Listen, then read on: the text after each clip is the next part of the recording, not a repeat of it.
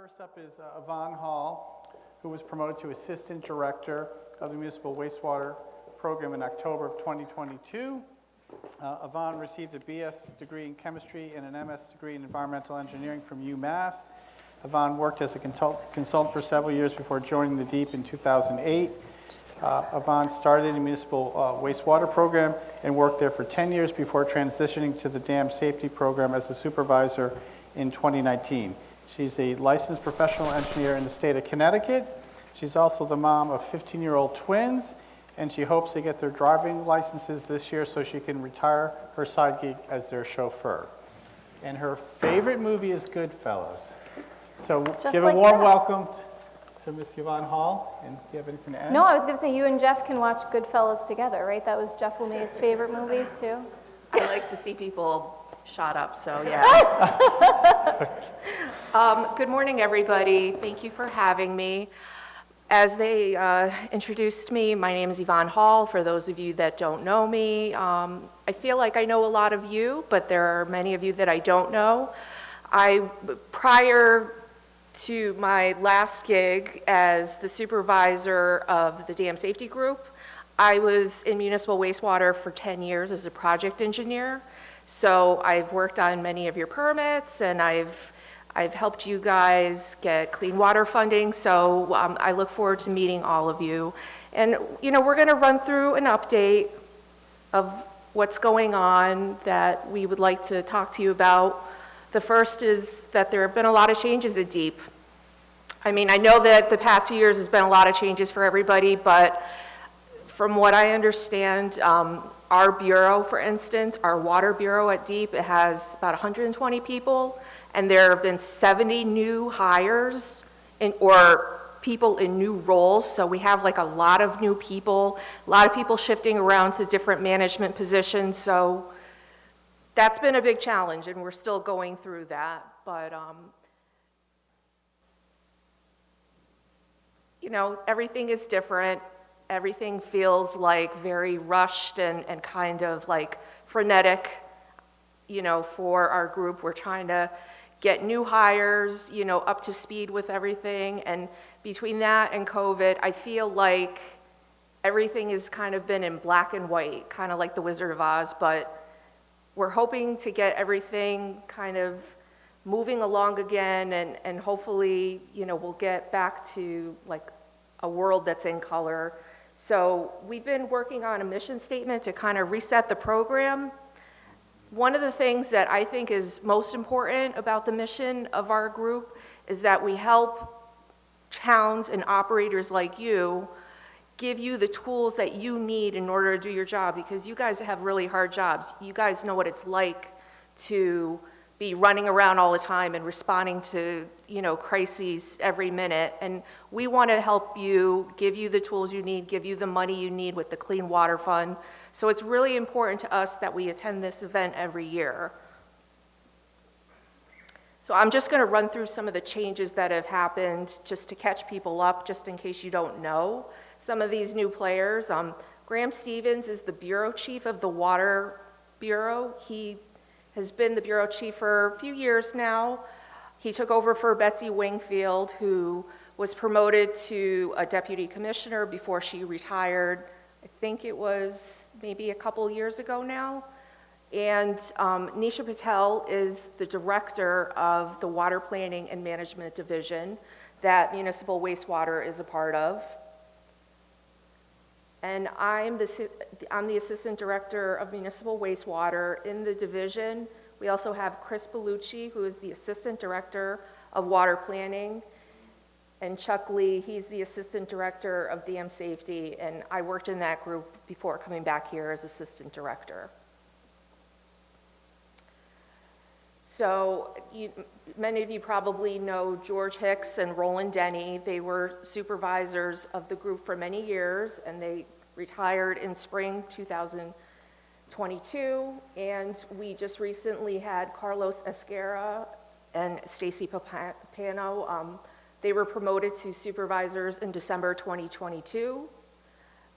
Do you guys want to stand up so that people can? Oh, where are you? You guys are back here. Okay. So many of you probably know Carlos already because he's been in the program the whole time as a project engineer. Stacy was also a project engineer when I was here in the group originally, but she's also gone to many different groups throughout DEEP, but now she's back as supervisor. And there's our org chart right there. We also have Ann Schrott, who's senior engineer. She's going to be giving you a nice presentation about the QSend alert system at the end of this presentation. Many of you probably know Kathy Chu and Syed Bakari, Chris Falk. They're also engineers that have been with the group for a few years. Many of you probably know Ileana. Obviously, you guys know Craig. I know that you probably know Lex. She's another one of our inspectors who isn't here today, but we also have brand new hires, Anthony Poon and Ueda Shaiko. All of these guys are from UConn, but they're environmental engineers, and Kareem Folger and Robin Ritkers are civil engineers. So we've got, a lot of new people in the mix. We're also going to be looking for one more engineer to backfill Carlos's position. But, I just wanted to let you guys put the faces to the name. I would like to apologize. We don't have cards to pass out to you. I know that some people actually do that QR code thing. We're not on top of things with that yet, but I will promise that I'm going to give a list of all of our most up-to-date contact information with telephone numbers and email addresses for everybody in the group that you guys can put out as an email blast so that you know how to contact us. I know that the past few years have been crazy, and maybe some of you have been lost in the shuffle. If any of you have contacted us and not been able to get a hold of anybody, please let me know or let one of us know. I want to make sure that you guys are taken care of because that's really an important part of our job. So I'm going to start with the Clean Water Fund priority list, and I apologize if you already know this information. I'm just going to keep it real basic for those of you that aren't as familiar. The Clean Water Fund priority list is every 2 years. It's a funding plan for all the different projects. There's a call for projects. We initially ask everybody to tell us what are your projects, potential projects that you're thinking about in the next 2 years, and then we compile all those results, and we look at how much money we're being allocated, and we score the projects based on a special point system, and then we determine what's called a list of fundable projects, which I'll go over in a second. So for FY22 and FY23, along with the general obligation and revenue bonds, we were authorized about $718 million. So that's a lot of money. And in addition to that, EPA has given us a federal capitalization grant of, about $19 million for 22 and $14 million for 23. So as you can see, we are getting money from the feds, but the majority of it is from the state. So this is, our project pipeline for the Clean Water Fund. The fiscal year 23 ends June 30th of this year, and we have a lot of projects, as you can see, that are on the current priority list, which was just finalized in August. Altogether, the total of the fundable construction projects is $587 million. Now, a lot of these projects have already been underway for a while, but technically, all these projects are supposed to be at least entering into a construction agreement by that June 30th date. But that priority list doesn't usually get replaced with the new priority list right away. We are going to do a new call for projects for FY24 and 25 this spring, so we're going to be putting out a message to everybody. Tell us what your funding needs are, because We've got a lot of projects, and what we're really fortunate to be able to do this time around with this priority list is all of those projects that were scored, we didn't put a cap on, which projects just didn't meet the list. Even if you had a very low scoring project, like for instance, Plainfield, their collection system upgrade, if you're familiar with the priority point system, it's usually nutrient removal or combined sewer overflow projects that get the most points. But in this case, because there's money left over from when projects weren't going in COVID, and also the generous allotment that we got again from the legislature, we have a lot of money to spend, and this is a good time to get projects done. So we just want to, remind you about that. So the priority list actually has two different types of projects. There's the fundable projects that I showed on that last slide, and then there's set-asides or reserves, kind of a way to balance out the playing field where it's not based on points. We have specific pots of money just for cost increases for projects that are already in construction. We have a separate reserve for planning projects, which get 55% grant. Design projects, small community projects. If you have a small community, less than 5,000 people, that gets 25% grant, 75% loan. Infiltration, inflow, rehab projects, pump station projects. We have separate pots of money for green infrastructure, resiliency. This time around, collection system improvements, which typically only get a loan, are getting 20% grant and 80% loan. So as you can see, the reserves are pretty generous too.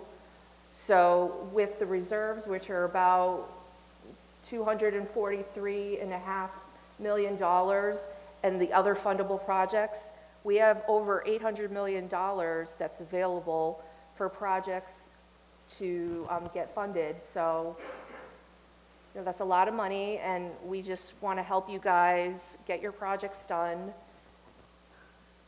This is money from the state. In addition to that, of course, I know that you guys have heard about Bill, or the bipartisan infrastructure law, and Stacy's going to talk to you a little bit more about that.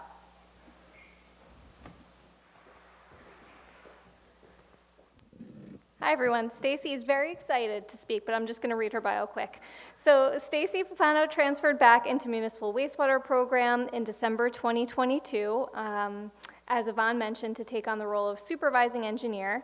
She has degrees in civil and environmental engineering from Clarkson and a degree in chemical engineering from University of New Haven. She's worked in municipal facilities and Clean Water Fund for 13 years, as well as other programs. And then I'll let you tell your fun fact. Okay, thank you. Hi, everyone. So my favorite movie is The Usual Suspects, if anyone knows that one. It's from the early 90s.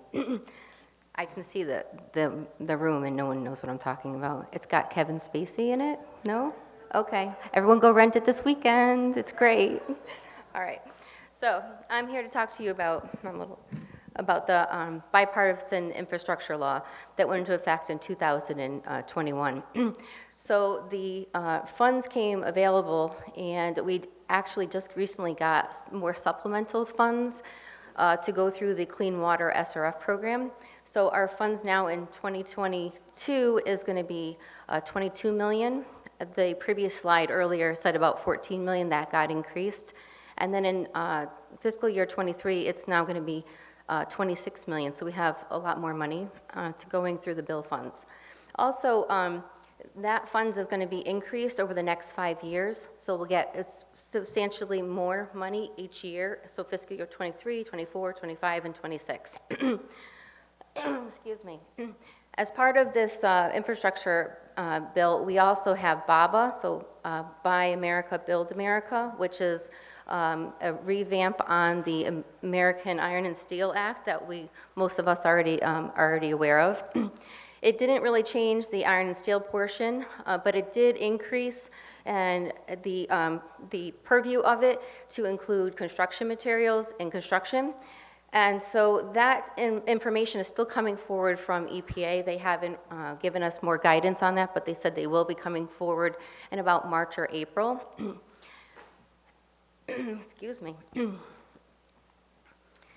Also, we have, because of that, we have waivers in place under the BABA Act, and I know that we have one municipality here in Connecticut that has gone through that process, and we have Carlos and Ueda here who have done that recently for one of our municipalities. So if you guys have questions about that, we can talk to them later on. What else? Oh, and part of the bill money is we have some kind of like, I won't call it strings attached, but there are some conditions that are coming to us with that money, and that is we have to provide 10% to green projects and then some additional subsidiary allocations. So there is some restrictions that we have to figure out in-house, but we are waiting for more information from the EPA. There's also additional funds that are going directly to emerging contaminants of concern. And so most of you know about PFAS and other things, and so that's what we're going to look at using those funds for. We have about 1.2 million this fiscal year. Next fiscal year, it's increased to about 2.25 million. And then there's another whole pot of money under this law that is called the overflow and sewer, it's called sewer overflow and stormwater reuse grant program. And we're still getting more information on that and how we're going to use it, so more to come on that as well. All right, this is this way. Mm-hmm. Oh, thank you. That's sweet of you.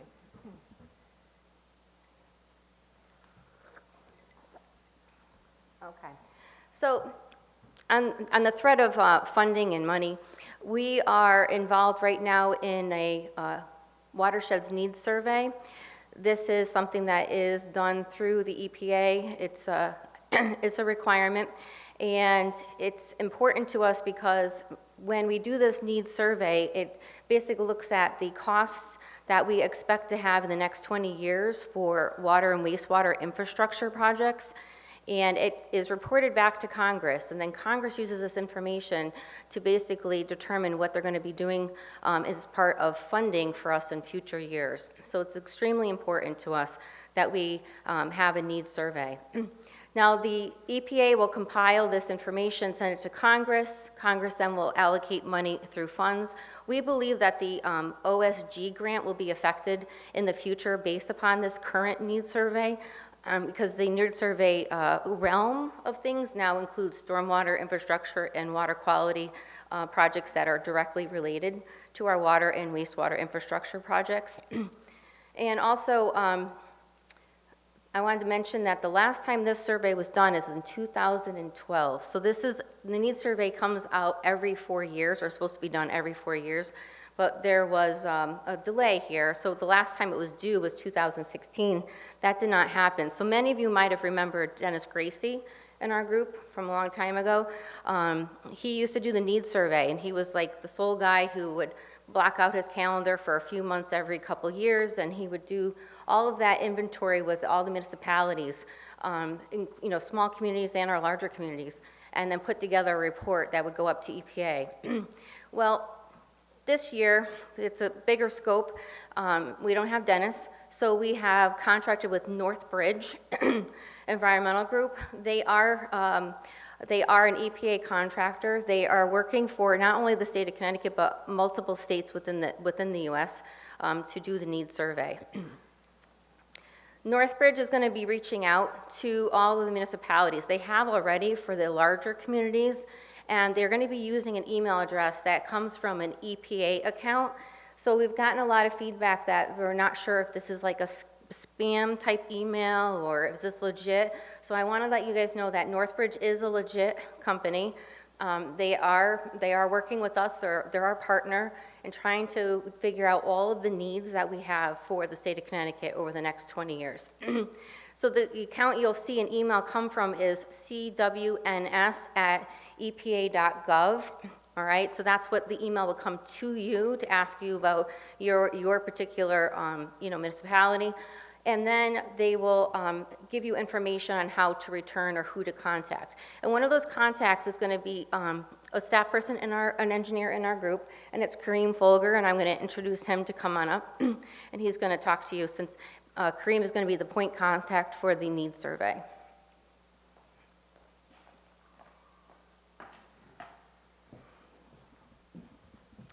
Hello, everyone. All right, so like Stacey was saying, Northridge is working with us, and thus far they have contacted all communities with a population of over 10,000. So if you have not received an email from Northridge, make sure that you send an email to the email address which we'll be showing on the next slide. But so far, Northridge is verifying needs using capital improvement plans, capital budgets, long-term control plans, stuff of that sort. And thus far, they have heard back from 44 of 90 of the communities that they reached out to, and that totals up to $5 billion in estimated needs so far that the state of Connecticut needs. And all communities with a population of under 10,000 will be contacted this week, and for some of you, you may have received an email, so the email blast that was sent out by Ann Strout, or you would have received an email from the email address I'm going to show on the next slide, talking about how there's the small communities forms, which is going to be coming out, and on that form, you're just going to, put down whatever needs that you have.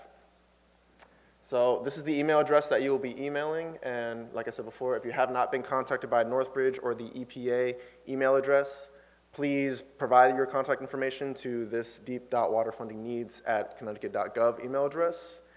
And if you would like to verify your town's submission, please reach out to Northbridge using our email or their contact information. And the Northbridge contact information is listed right here. And yeah, so there's a lot of emails to keep track of. So when you get the email from the EPA email address, that is just going to be the instructions that you need to follow. But in terms of submitting documents, you need to submit those documents to Northbridge. And if you have questions, ask questions to the DEEP email address. So hopefully you keep track of all of those.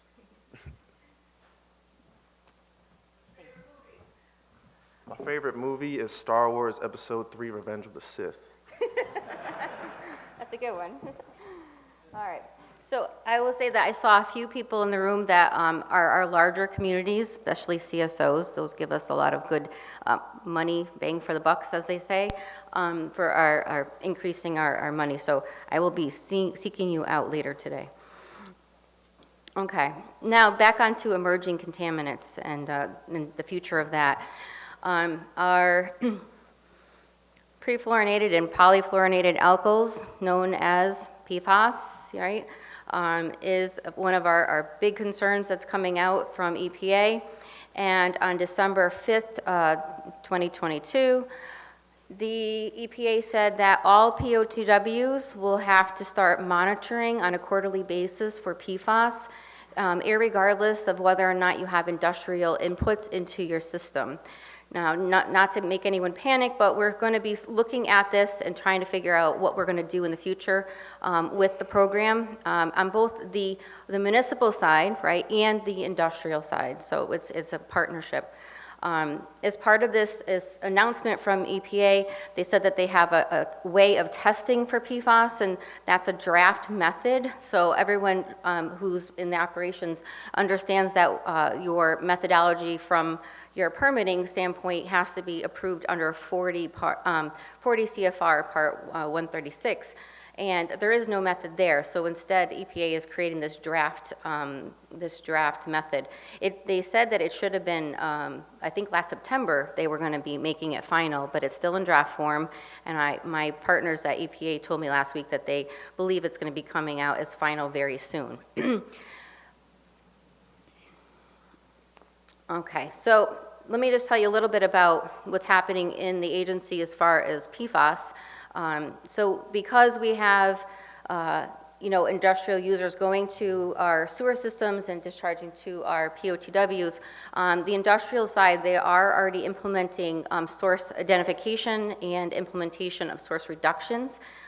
They have monitoring as part of their renewal permits on the pre-treatment side.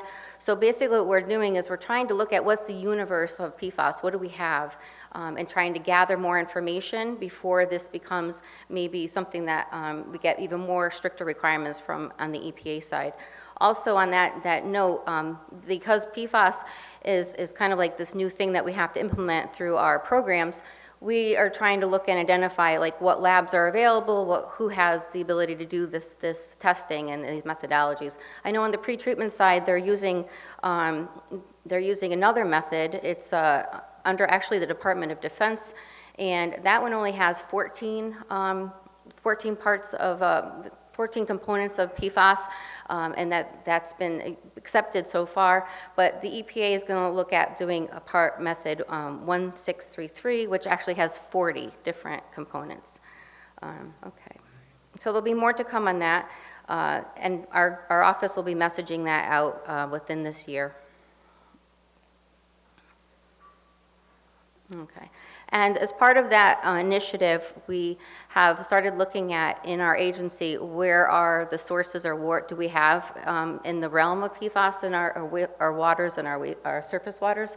And so on our water quality group, we have Rose here today, their group has done some monitoring through the summer to look and see where high points would be in certain areas, and our office has done the same. So I'm going to introduce Ueda, and she's going to talk about what we did this past year. Hi everyone, my name is Ueda Shutko, and I have been working with Christopher Falk and other folks in other divisions, such as Remediation Division within DIP in the PFAS Task Force. Following the Governor's 2019 PFAS Action Plan, DIP hired Weston and Sampson to conduct sampling and analyzing of water pollution control facilities throughout the state to just make sure if we found PFAS in any facilities. So basically, those sampling included the influent and sludge of 35 POTWs.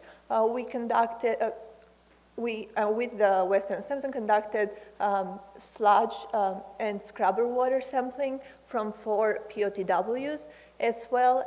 So the influent, effluent, and sludge was tested in summer 2021 and winter 2022. And the fish tissues were collected in the outfalls pipes of the 10 POTWs, and those were collected in summer 2021. DIP has finalized the report, has finalized its review, and the final report will come out later this year. Thank you. Oh. Go ahead. I like the TV series Friends. I guess they could make a movie out of that.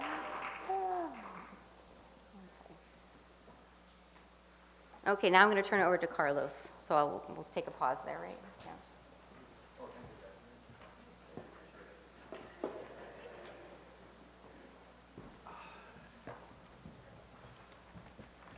All right, so Carlos is up next. Carlos Escalera is originally from Bogota, Colombia, where he received a bachelor's degree in civil engineering. He obtained a master's degree in environmental engineering from the University of Hartford. Carlos started his career at DEEP in 2007, working for coastal permitting and enforcement with the Office of the Long Island Sound Programs.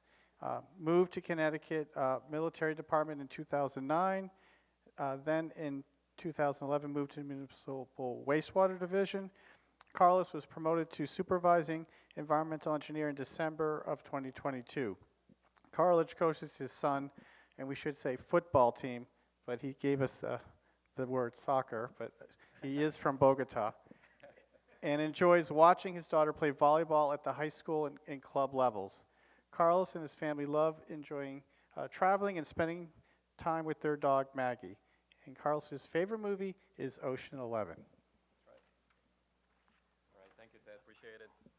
All right, good morning, everybody. It's good to see so many familiar faces here today. So I'm going to talk about a little bit. How many of you have heard about the emergency support function number 12? Can you please raise your hand? Anybody who's heard that? And I know, Jeff, you've heard about it because you're part of it right now, but except Jeff. So I don't see too many hands. So essentially, the figure I have on the right-hand side of the screen right there shows the power outages that we had in the year 2012 after Sandy.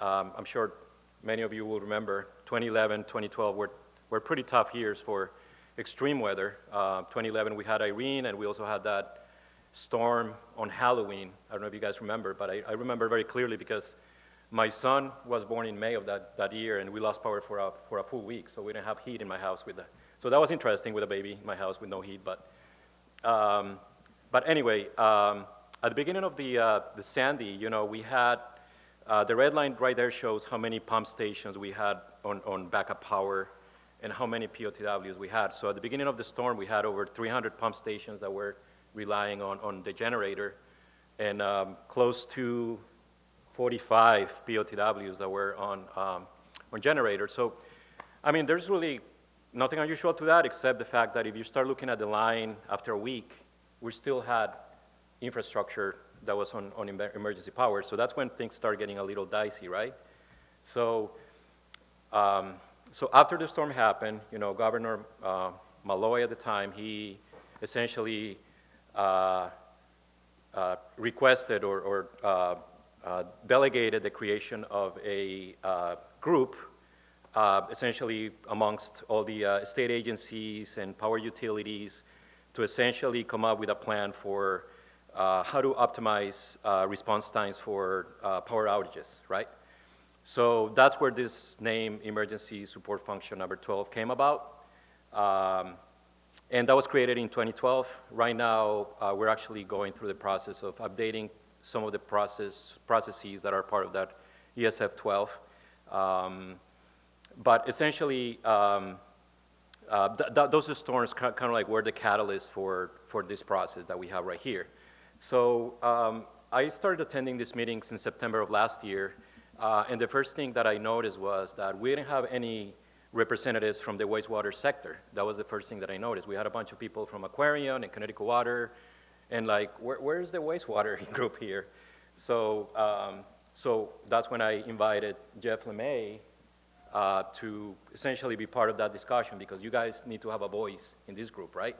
So Jeff has been attending some of these meetings, and essentially the goal of this process is just to try to optimize like the emergency response process. Like when everybody's a priority, nobody's a priority. So you know, there's some triage that is going to have to be done every time there is like a major widespread outage everywhere around the state. But anyway, so to make a long story short, you know, DEP is delegated with creating or compiling this information on wastewater infrastructure. So obviously we have a lot of information on the POTWs, but we have a data gap, which is pump stations. And I have always said that pump stations can be more vulnerable than the POTWs, because pump stations sometimes can be out of sight, out of mind, if it's not connected to SCADA or what have you. So, so right now the purpose of like revamping this process is going to be creating this sort of like database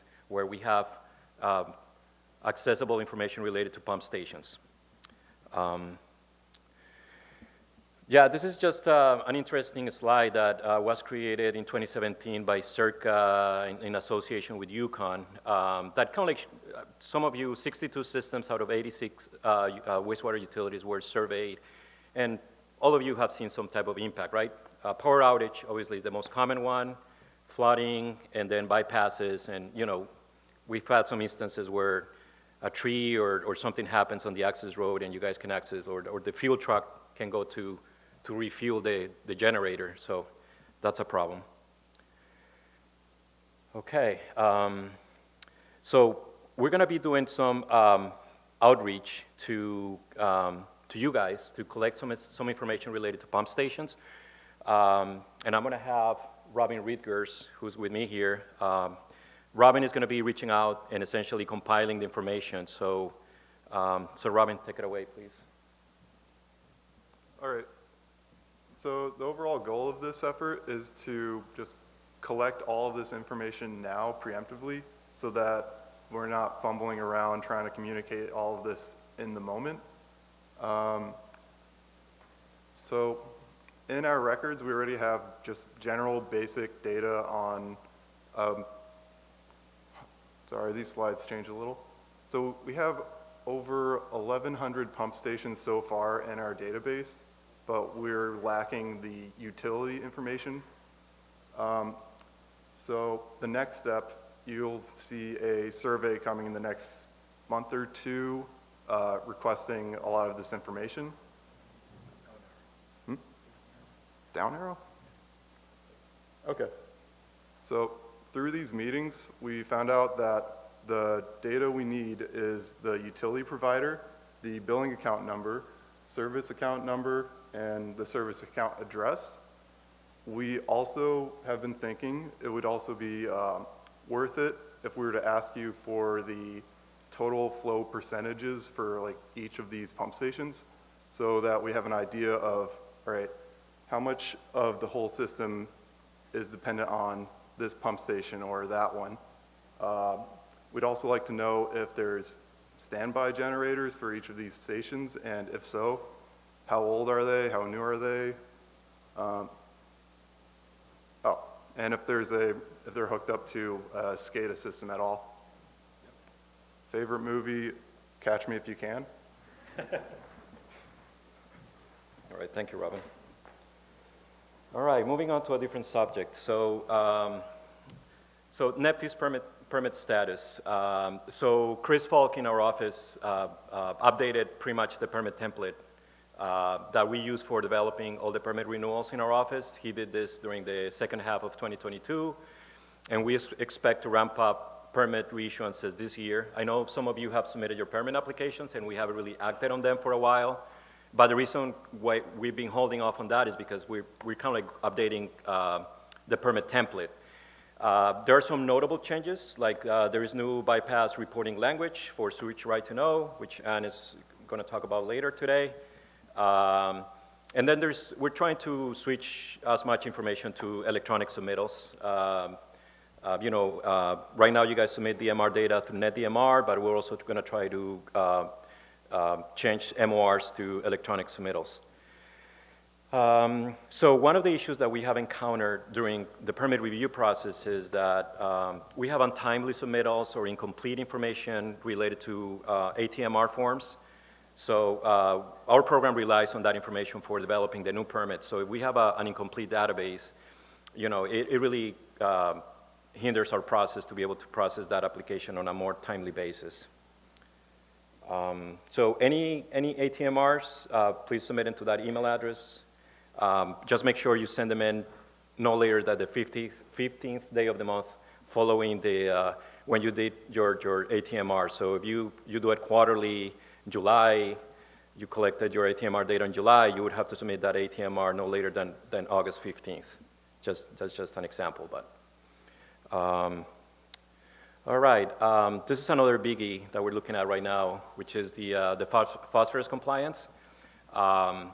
So this doesn't apply to everybody. Everybody that is coastal here or tidal doesn't have to worry about phosphorus, but the communities that are discharging into non-tidal freshwaters, like Quinnipiac River, Housatonic, they have to comply with phosphorus limits. So most of the permit limits are already in place, and most of the facilities are already complying with those limits. They're already monitoring for those limits. We have about 40 or 42 facilities that met the average seasonal load cap last year for 2022. As you guys might remember, the seasonal phosphorus limit goes from April 1st through October 31st. However, something that we noticed doing some QA/QC of the data was that the data was being reported incorrectly. So only 9 facilities were reporting it correctly in NetDMR.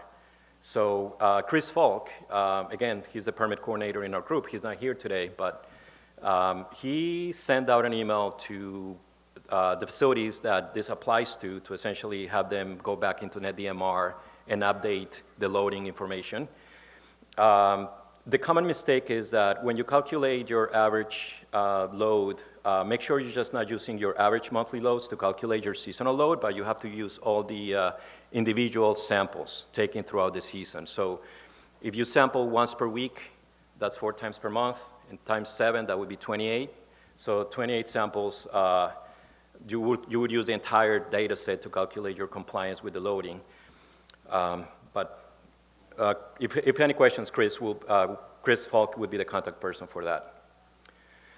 All right, Susan Unger, she's the QNCR guru in our group, and she's not here today, but obviously I'm not this is not my area of expertise, but she essentially told me to tell you guys that the QNCRs, which is essentially the quarterly non-compliance report, is going to have a name change.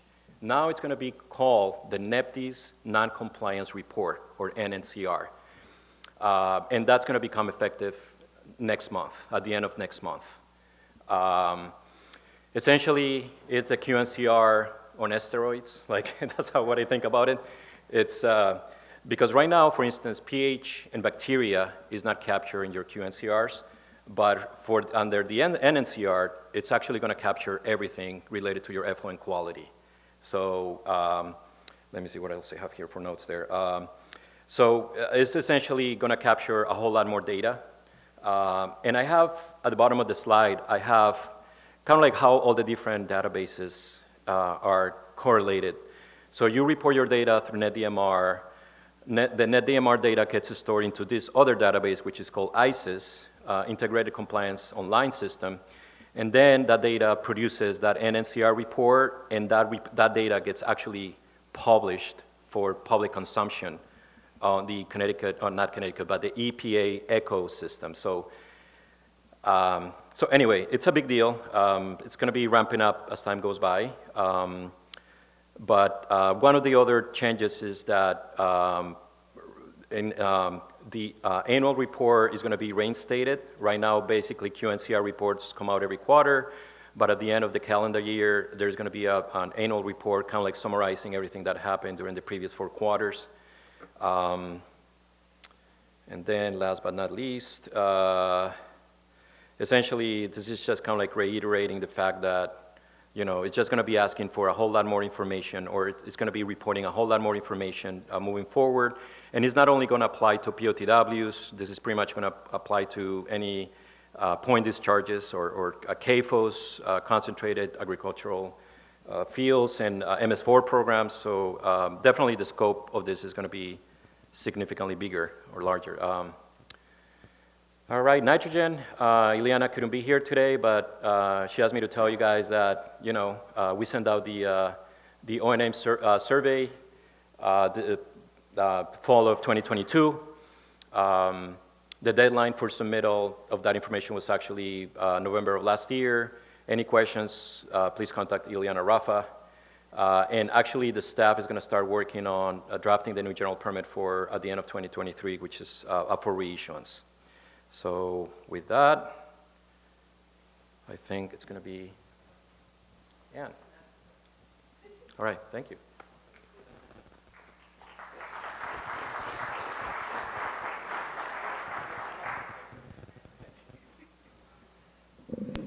I'm back for more introductions, but you guys already know all these people, so this will be quick. So I'll introduce Ann first. Ann is an environmental engineer 3. She started her state career in 2001, actually in the drinking water section with DPH, before coming over to municipal wastewater in 2008. Ann has a BS in civil engineering and fire protection engineering, and an MS in occupational safety and health management, all from University of New Haven. Ann's currently the combined sewer overflow lead and oversees the sewage right to know reporting effort. And I'll let you tell everyone your favorite movie. You're just doing one slide, right? And then Craig. So I'm going to introduce Craig too, who's not up here yet. We're going to roll out some paper for him to run through when he comes to the stage. But Craig is an environmental analyst with DEEP. He's been working with the municipal group since 2002. He inspects wastewater treatment facilities and is Connecticut's wastewater operator certification coordinator. Fun fact about Craig, he bungee jumped off a 150-foot crane in Florida and is still here to tell the tale about it. So with that, I'll turn it to Ann. All right, for my one slide, we're going to talk about the general permit for satellite system collection system discharges. That was too many words, systems in there. This is an upcoming general permit that we're working on. The other person in our office that's working on this with me is Anthony Poon, sitting back there. Wave, Anthony, yay. And so it'll apply to any sewage system which does not have a permitted wastewater treatment system and conveys domestic wastewater to a different municipality that'll treat it for them. And it'll include a registration for the system, reinforce the electronic bypass reporting rules, and require O&M compliance. So there'll be more to come. Watch for updates through our newsletter, and there will be stakeholder meetings in the spring before we try and public notice it and do anything else with it. So that's my slide, and you can learn about me later.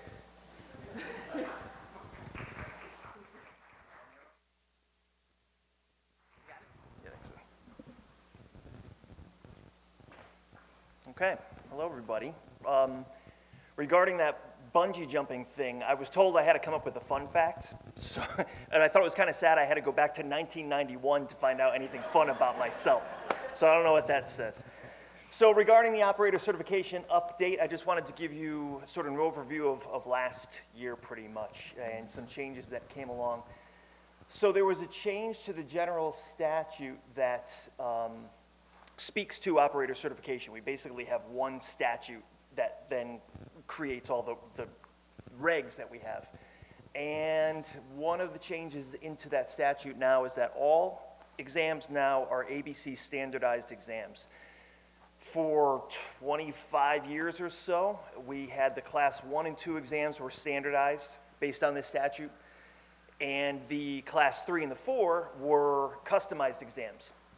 So we, the Certification Advisory Committee, would get a bank of, there's about a few thousand questions from ABC. They would send us 200 of them. We would then create the 100 question exams that for the 3 and the 4s. That's no longer the case. Now it's just an ABC exam. We have no say in what's on the exam.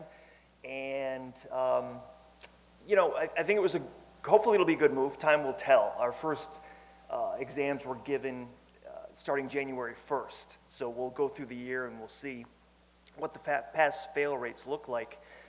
But, you know, the questions that we had in that ABC bank, again, were 25 years old. And I think a lot of them were still valid questions and good questions, but I think it was just time to move on. So the way ABC creates their exams, their standardized exams, there are 110 questions. 10 of the questions don't count. You don't know what 10 they are. Those are used for validation purposes for future exams, the 10 that don't count. But you're graded on the 100 questions that do count. So time will tell. In 2022, we had 238 exams administered. That's a good number for us. In previous years before computer-based testing, when we were doing paper-based exams, we would have 2 exams a year. Regulations require 1 exam. We would always give 2. And typically we would hit about 180 exams, but now the new policy is that when you apply for an exam, you're applying for the calendar year for that particular exam. So if you don't pass, you can sit 90 days later and retake it. If you don't pass, you can sit 90 days later again and retake it without reapplying to the department. So that's where that increased amount of exams is coming from.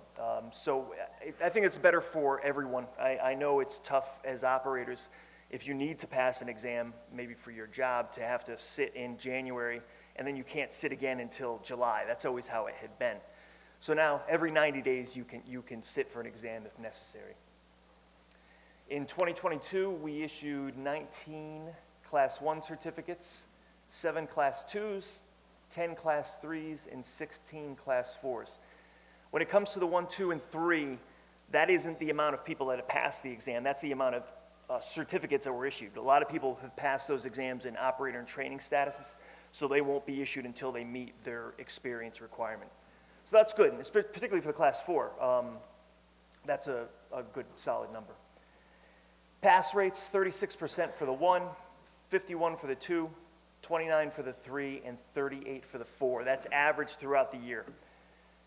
Regarding the 1, I'll just say right away, I don't like that number. I mean, ideally that number should be certainly higher than that. I think someone getting in the field should, you just want them to be safe, have some safety questions and some basics. That to me is unfortunately too low, but again, that's the ABC standardized exam we need to go with. Having said that, a couple things about that. The numbers kind of lie a little bit. a lot of times, the reason that the pass rate is so low is because when someone passes an exam, they're out of that calculation. And if someone has to retake the exam, now they're part of that calculation again.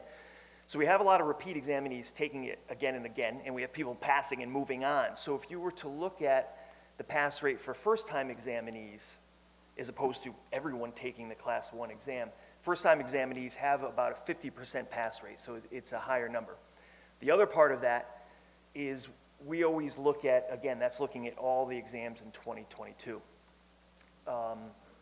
When we were doing an advisory committee several years ago, and again, looking at these same numbers for whatever year we were looking at, and Harry Clark had an idea. He's like, has anybody ever looked at the ultimate pass rate? So instead of just how many people passed in this exam cycle, if you follow an operator from when they first take that exam to when they stop taking it, what is the pass rate? And pretty much across the board, 1 through 4, it's about an 85% pass rate. So whether somebody passed it the first time or they had to take it 10 times, ultimately the pass rate is a nice solid number. So take that for what it's worth. And then the last slide is ever-changing number. It's probably different today than when I created the slide a couple days ago. But 240 Class 1 operators, 219 2s, 199 Class 3s, and 153 Class 4s. So a really good, solid number. You know, I often hear about we're going to lose operators, and I've been hearing about that a long time, but it hasn't proven to be the case. And even with the 4s, you know, as people have retired, usually they're higher levels. I know without question we didn't have 16 Class 4s retire last year.